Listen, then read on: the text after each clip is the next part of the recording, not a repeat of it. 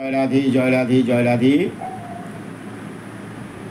শ্রীমদ্ ভাগবত গীতা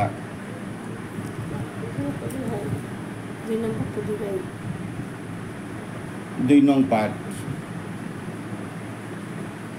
এই আমাদের শ্রেষ্ঠ সনাতন ধর্মের শ্রেষ্ঠ গ্রন্থ গীতা।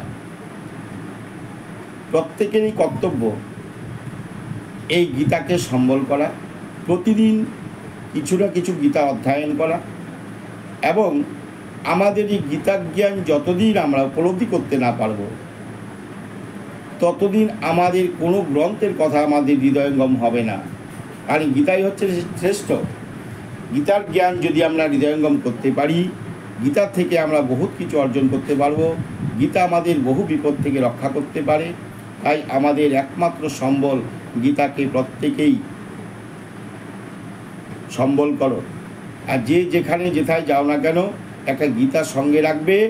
গীতাকে সঙ্গে রাখলে সকল বিপদ থেকে মুক্তি পাওয়া যায়।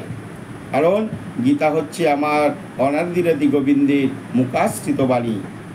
এই দ্বিতীয় প্রথম অধ্যায়ের দ্বিতীয় ভাগ। যুদ্ধে আত্মীয় স্বজনকে বধ করিয়া কোনো শ্রেয় দেখি না। হে কৃষ্ণ, জয় চাহি না, রাজ্য চাহি না, সুখভোগও চাহি না।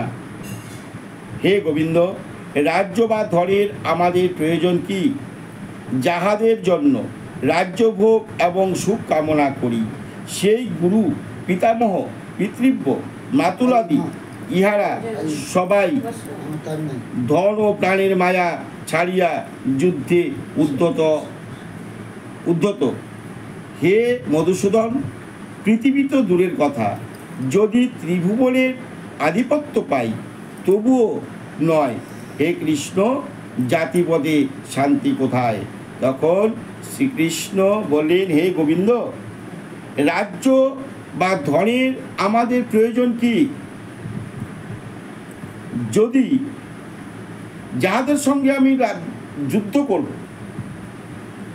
তারা সকল আমার নিজস্ব লোক, এদেরকে বধ করে আমার এই রাজ্যের কোনো দরকার নেই। হে গোবিন্দ, হে কৃষ্ণ, আমার দরকার নেই, আমি যুদ্ধ করব না। তাতে যদি আমাকে এই সংসার ছেড়ে যেতে হয় আমি তবুও চলে যাব, আমি আর যুদ্ধ করব না।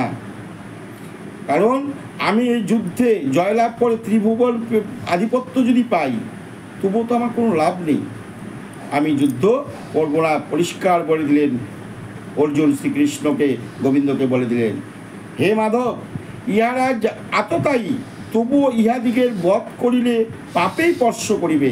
সুতরাং আত্মীয়বধে আমরা কিরূপে সুখী হইব? কারণ আমি যাদের সঙ্গে যুদ্ধ করব তাদেরকে যদি আমি বধ করি তাতে আমার পাপ হবে। হ্যাঁ, তাহলে আমি কি করে সুখী হব?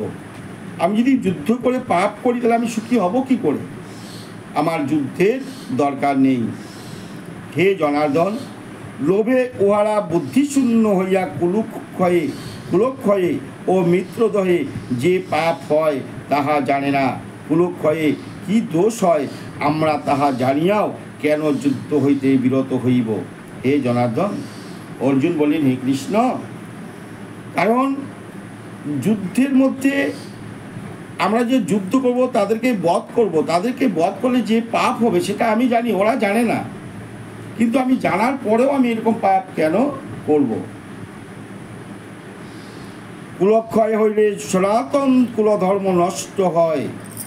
ধর্ম নষ্ট হইলে অধর্ম সমস্ত কুলকেই দূষিত করিয়া থাকে। হে অর্জুন, অধর্মের প্রাদুর্ভাবে কুলস্ত্রীগণ ভ্রষ্টা হয়। ভ্রষ্টা স্ত্রীগণ হইতে বর্ণসংকর জন্মগ্রহণ করে। তখন অর্জুন শ্রীকৃষ্ণকে বললেন, হে সখা, হে কৃষ্ণ, অধর্মের প্রাদুর্ভাব কুলস্ত্রীগণ, তখন তাদেরকে যখন আমরা বধ করব তখন কুলস্ত্রীগণ রয়ে যাবে এবং তারা কি হবে? বর্ণসংকর হবে।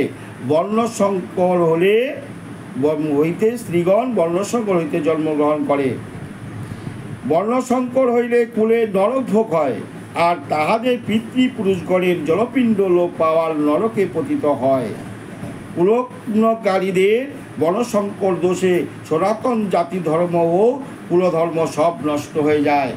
এ কৃষ্ণ, আমি যে তারা কি করবে, নারীরা যে সবাই বর্ণসংকর হবে, বর্ণসংকর হলে কি হবে, সনাতন জাতি ধর্ম কুলধর্ম সব কিছুই নষ্ট হয়ে যাবে।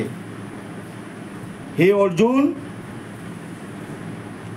আমরা গুরুমুখে শুনিয়াছি যে যাহাদের কুলধর্ম নষ্ট হয় তাহাদের নিশ্চয়ই নরকে বাস করিতে হয়।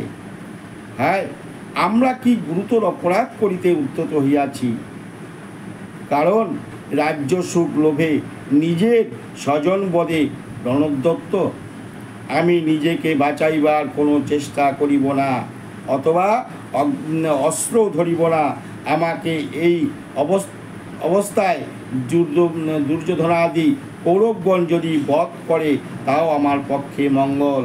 শ্রীকৃষ্ণকে বললেন, অর্জুন বললেন, কৃষ্ণ, আমি এদের সঙ্গে যুদ্ধ করব না, তাতে যদি আমার বধ হয়, আমাকে ওরা বধ করে তবু আমার শান্তি, কিন্তু আমি যুদ্ধ করিব না। সঞ্জয় বলিলেন, অর্জুন এই কথা বলিয়া শোকে বেরকুলিত হইয়া ধনুর্বাণ ত্যাগ করিয়া রথের উপরে বসিয়া পড়িলেন। তখন অর্জুন শ্রীকৃষ্ণকে এই কথাগুলো বলে ধনুর্বাণ ত্যাগ করে রথের মধ্যে বসে পড়লেন। ইতি অর্জুন বিষাদ যোগ নাম প্রথম অধ্যায়। জয় রাধে, জয় রাধে, জয় রাধে।